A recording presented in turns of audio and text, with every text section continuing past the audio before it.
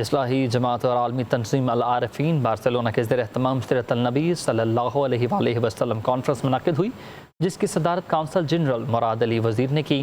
Overseas پاکستانیوں کی بڑی تعداد عقیدت اور احترام کے ساتھ شریک ہوئے۔ کانفرنس کا آغاز تلاوت قرآن مجید سے ہوا، جس کے بعد نعت خواں حضرت نبی رحمت صلی اللہ علیہ وآلہ وسلم کی بارگاہ میں عقیدت کے پھول نچھاور کیے۔